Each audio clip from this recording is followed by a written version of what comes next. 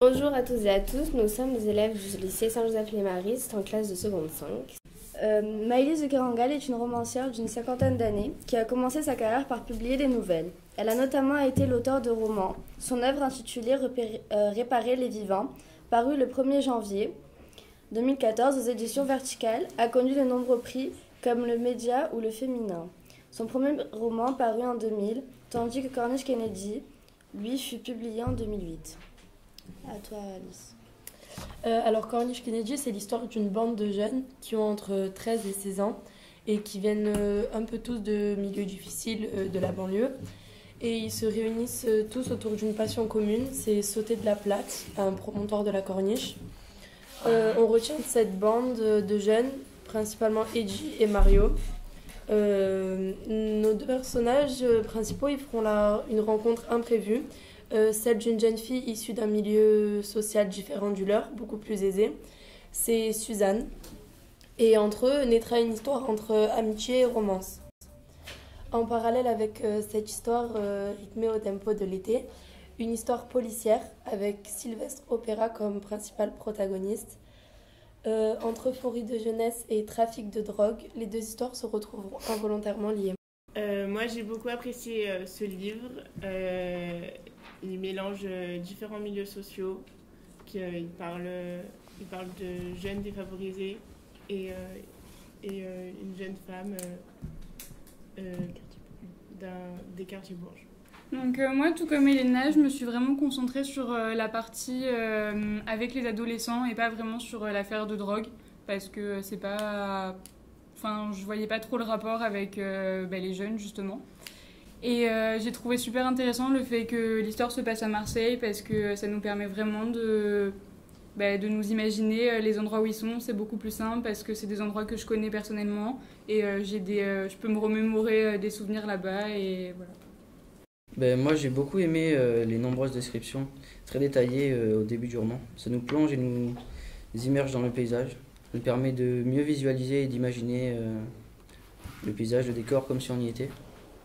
Donc on a Suzanne et ces jeunes de quartier défavorisés qui finalement ils arrivent à vivre plein de choses ensemble, l'amour, l'amitié, la haine.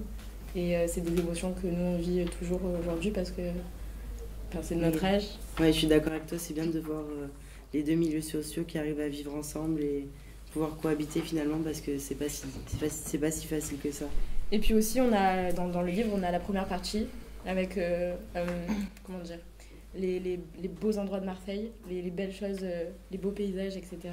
Mais dans la deuxième, d'un coup il y a une chute et ça parle surtout de ce qu'on entend de Marseille en fait. Et moi ça m'a fait la deuxième partie, j'ai pas vu mais moi j'ai pas accroché. Donc ça t'a choqué qu'on parle que de drogue à Marseille? Ça m'a pas choqué parce que c'est quelque chose c'est comme ça existe à Marseille, c'est véridique, mais... Puis même, quand même, c'est une belle histoire. Il faut rester sur le fait que c'est quand même des personnes totalement différentes, qui se connaissaient pas à la base. Ils ont quand même une rencontre assez particulière. Enfin, Suzanne, au début, quand même, elle a volé un téléphone. Oui, mais justement, elle vient des beaux quartiers et c'est elle qui vient voler un téléphone.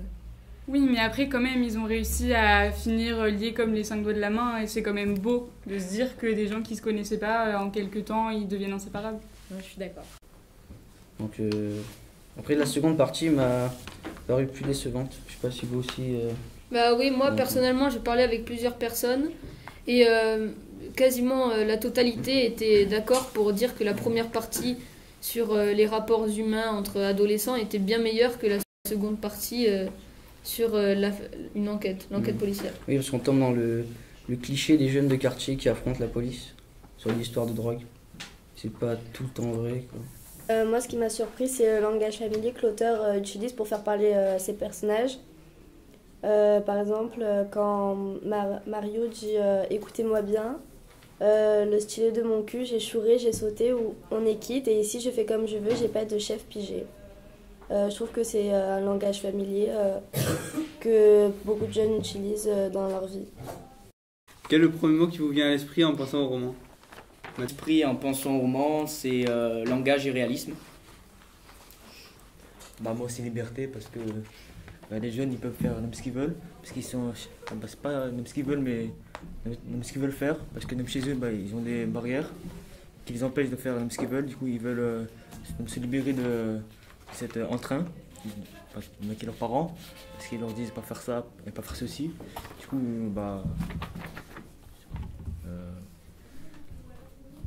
Il y a une forme de rejet de la société, quoi. Voilà, tout à fait, Mathis. Lucas? Moi, sans aucun doute, réalisme et liberté. Réalisme par rapport au texte et au langage utilisé par l'auteur, et liberté, comme l'a dit Michel, sur ce que font les adolescents. Ils peuvent faire pas tout ce qu'ils veulent, mais ce qu'ils ont envie de faire sans avoir d'entrave par rapport aux adultes ou à un autre obstacle, enfin du moins sur le début du livre, et un peu du milieu. Charlotte? Moi, c'est le saut. Moi, c'est l'été, la liberté, la jeunesse et tout, l'adolescence. D'accord. Moi, c'est la mer, parce que ça représente tout le roman en fait. C'est Et que l'histoire se passe vraiment là. Et puis même sur la première de couverture, on a la photo des jeunes qui sautent à l'eau des rochers. Moi, ce serait la liberté parce que ils se sentent, justement, quand ils sautent, ils se sentent libres. C'est comme s'ils volaient, et, s'il y avait plus rien autour, et tu vois, ils se sentent bien. Et puis moi, ça me fait penser aussi aux jeunes, quand on a 7-17 ans, on pense qu'on peut tout faire, qu'on risque rien, on prend tous les risques, on se rend pas compte de tout. Puis au final, c'est quand même dangereux ce qu'ils font, donc ça donne un peu le goût du risque, tout ça. L'amitié, c'est un des thèmes les principaux du récit. Par exemple, pour ma part, je pensais à Vertige, par exemple, parce que on parle le centre de l'histoire, c'est les Sceaux. Donc, quand même, ils sautent de très haut sur la corniche, donc je pensais à Vertige. Pour ma part, c'est Insouciance, car ça décrit bien les jeunes qui se soucient de rien et se préoccupent de rien, qui font comme ils le souhaitent. Merci beaucoup à tous mes chroniqueurs pour ce débat. Nous sommes au lycée Saint-Joseph-les-Maristes, en classe de seconde 5, et nous allons parler de Au bonheur des ogres de Daniel Pénac. Vanessa, tu nous fais une biographie. Merci Zoé. Donc Daniel Pénac est né le 1er décembre 1944 à Casablanca au Maroc, est un écrivain français.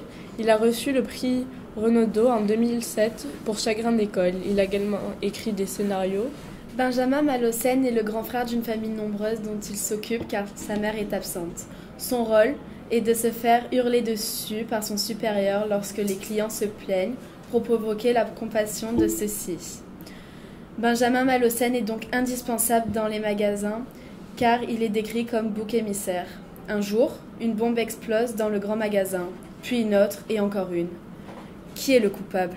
Moi j'ai bien aimé le livre dans l'ensemble, j'ai trouvé l'écriture très fluide et facile à lire, ça s'enchaînait très bien, mais la fin m'a un peu laissé sur ma faim parce que je trouve qu'il y a du dépit dans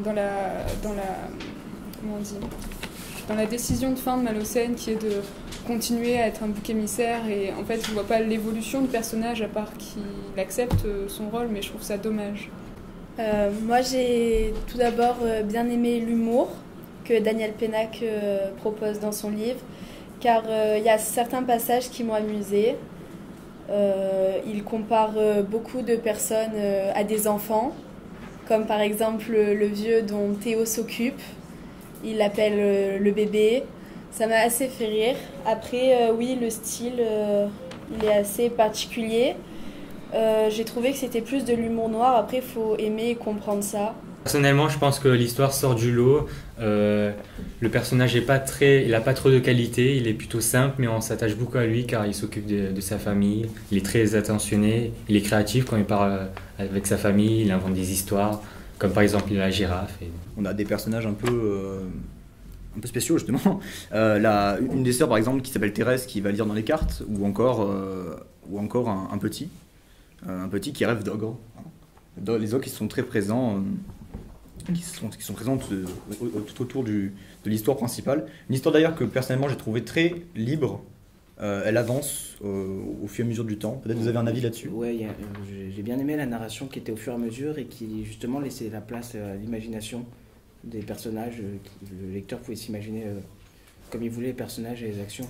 Moi aussi, ce que j'aime bien dans ce livre, c'est qu'il y a plusieurs niveaux de lecture. À la première lecture, ça paraît un livre très naïf qui parle juste d'un bouc émissaire dans un magasin, mais quand on le relit, on se rend compte qu'il dénonce les ogres. En fait, c'est les vices humains, des gens qui se suicident avec les bombes. Par exemple, la pédophilie dénoncée avec le professeur Léonard. Enfin, je trouvais ça super intéressant en seconde lecture. Surtout un personnage que j'ai bien aimé. Vers le début du livre, c'est un bébé obèse. Car le narrateur explique dans un de ses passages que le bébé dans un coin rentrait en force dans une poussette déglinguée. Ça m'a assez fait rire parce que je m'imagine beaucoup l'action en fait. Moi, ça reste Benjamin Malocène parce que l'auteur, enfin l'écrivain, met l'accent sur sa gentillesse, son optimisme et aussi qu'il est le bouc émissaire du magasin. Donc du coup, j'éprouve de la compassion pour lui, on va dire. Non, moi j'ai préféré Thérèse parce qu'elle me faisait rire avec toutes ses prédictions. Dire, oui, non, mais c'était comme ça qu'il devait mourir parce que j'ai regardé son horoscope par rapport à Mercure. Et ça me faisait super rire. Si vous deviez donner un autre titre au roman, ça serait quoi? Je l'aurais nommé 1, 2, 3, boum. J'aurais appelé Les Malheurs de Benjamin Malocène puisque ça rappelle un peu les malheurs de Sophie, donc c'est aussi une référence. Et aussi pour reprendre le personnage principal, quoi. Il y a quelque chose qui vous a touché, surpris? Le premier mot qui vous vient à l'esprit quand vous pensez à Slip, c'est quoi? Original. Pourquoi? Parce que je suis rarement tombée sur des livres avec un humour pareil, un style d'écriture. C'est quoi le style? Plus, je sais pas, une lecture, parce que j'ai surtout lu des livres qui étaient au début difficiles à comprendre. Au début, je croyais que c'était un peu comme un conte pour enfants par rapport aux ogres, parce que les ogres sont souvent les méchants dans le conte pour enfants. Et aussi, souvent, les rappels à l'enfance par rapport à Benjamin Malocène qui élève en quelque sorte ses frères et sœurs. Et aussi les petits vieux qui sont rapportés à des enfants. Bon, eh bien, je pense qu'on va terminer là-dessus. Eh bien, écoutez, merci à tous.